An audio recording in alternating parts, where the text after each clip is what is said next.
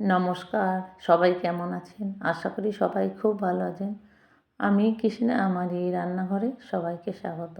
Recipe বেতর শাক সঙ্গে লাউ শাক, দুটো শাক একসঙ্গে রান্না করব, দেখবেন খেতে না ভীষণ ভালো লাগে। একদম জমি থেকে টাটকা তুলে আনা বেতর শাক। এই শাকটা তুলে এনে দিয়েছে আমার বোনের বর। আর দেখুন এইভাবে বেছে নিয়েছি, আর কিছুটা বেছে দিয়েছে আমার মা।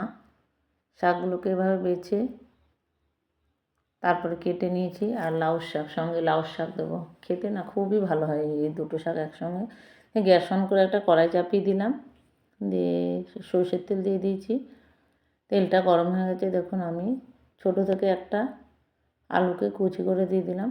তারপরে 5-6টা শিম দিয়ে দিলাম। এগুলোকে একটু নুন আর হলুদ দিয়ে একটু ভেজে নেব। নুন আর হলুদ দিয়ে ভেজে নেওয়ার পর এবার শাকগুলোকে তো কেটে খুব ভালো করে ধুয়ে নিয়েছি, এইভাবে কেটে নিয়েছি দেখুন। দিয়ে এবার দিয়ে দিলাম, দিয়ে 2 মিনিটের মতো আমি নেড়ে চেড়ে রান্না করে নিচ্ছি। তারপরে দিয়ে দিলাম স্বাদ অনুসারে নুন আর হলুদ গুঁড়ো, আর একটু কাঁচা লঙ্কাকে চিড়ে দিলাম।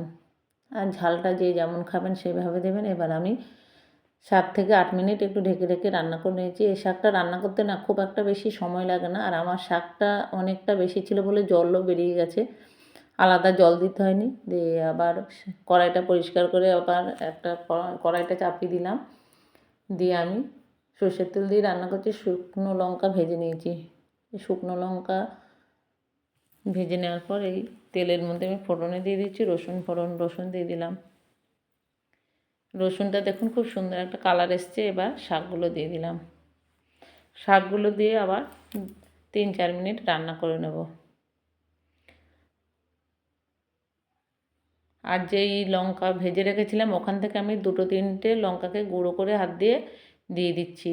এই লঙ্কাটা দিলে না শাকের খুব সুন্দর একটা গন্ধ হয়, খেতে ভীষণ ভালো লাগে। আর একটু চিনি দিয়ে দিলাম, চিনিটা অপশনাল। আর একটু চালের গুঁড়ো দিয়ে দিলাম। চালের গুঁড়োটা দিলে না শাকটা খুব সুন্দর মিশে যাবে, এমনি মিশে যায় ভেতর শাকটা। রান্নাটা হয়ে গেছে, আমার হয়ে গেছে, খুবই সুন্দর নামিয়ে নেব। এবার নামিয়ে নেব। গরম ভাতের সঙ্গে একদম জমে যাবে, আর খেতে সত্যি খুব ভালো হয়েছিল। আপনারা একবার এইভাবে রান্না করে দেখবেন, আশা করি ভীষণ ভালো লাগবে। ভালো লাগলে ফেসবুক থেকে দেখলে একটা লাইক করবেন, কমেন্ট করবেন। আর ইউটিউব থেকে দেখলে আমার ইউটিউব চ্যানেলের নাম কৃষ্ণা রান্নাঘর, আমার চ্যানেলটিকে সাবস্ক্রাইব করে নেবেন। তাহলে সবার আগে আপনাদের কাছে নতুন নতুন রান্নাগুলো পৌঁছে যাবে। সবাই ভালো থাকবেন, সুস্থ থাকবেন, সবাইকে ধন্যবাদ।